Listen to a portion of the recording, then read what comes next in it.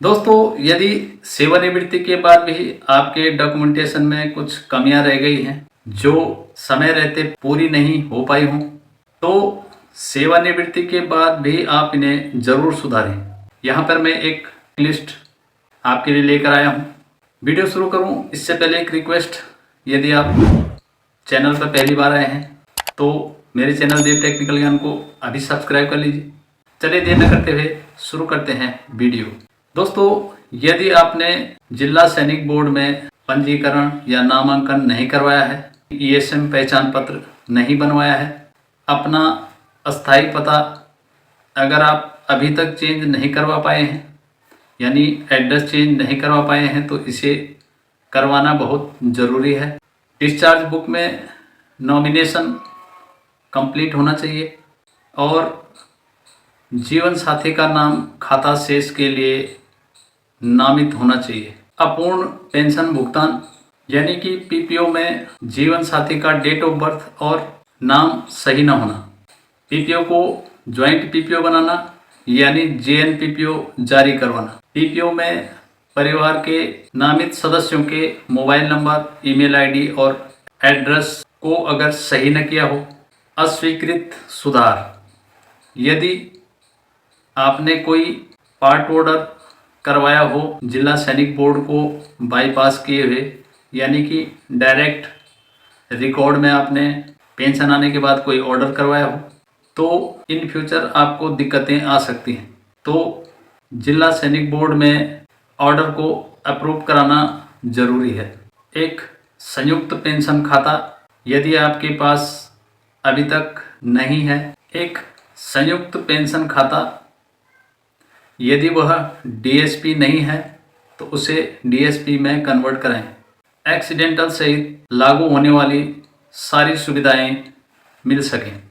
यदि ईसीएचएस में 64 केबी के कार्ड के लिए आपने आवेदन कर दिया है तो उसकी स्लिप आपके पास होनी चाहिए।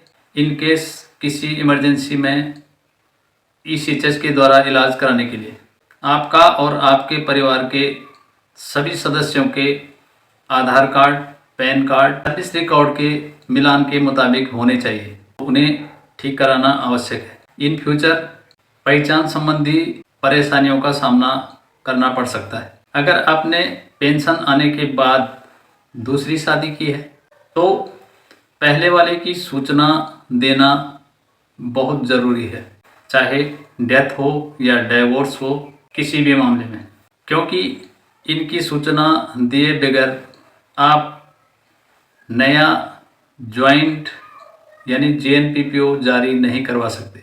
यदि आपने पेंशन आने के बाद दूसरी शादी की है तो उसका भाग 2 आदेश आपको जिला सैनिक बोर्ड से करवा के रिकॉर्ड में एंट्री करवाना है।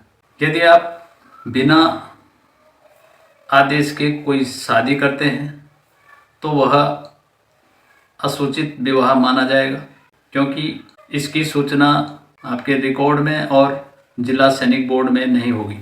अगर आपकी सेकंड मैरिज है, आपने दूसरा विवाह किया है, तो आपको अपने दूसरे जीवन साथी के नाम पर जेएनपीपीओ जारी करवाना होगा। यदि आपका कोई विकलांग बच्चा है तो उसका ऑर्डर आपने करवा लिया होगा।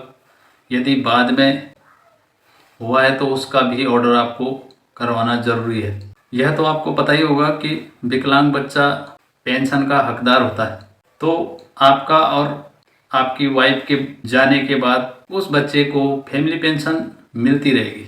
अपने जीवन साथी के लिए एक चेक लिस्ट ज़रूर बनाना है और उन्हें इस बारे में ज़रूर बताना है, जिनमें आपके महत्वपूर्ण दस्तावेज रखने का स्थान कहाँ है, महत्वपूर्ण कार्यालय, जिला सैनिक बोर्ड, स्टेशन हेडक्वार्टर, ईसीएचएस, आपको इनका विजिट कराना चाहिए। महत्वपूर्ण कॉन्टैक्ट नंबरों की लिस्ट भी आपको रखनी होगी साथ में और उन्हें बताना होगा।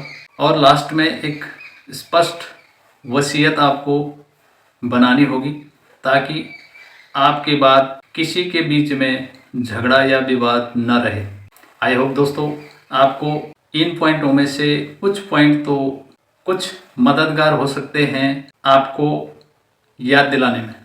अगर इनमें से कुछ हैं तो प्लीज़ उन पर ज़रूर एक्शन कीजिए और उन्हें ठीक कर लीजिए।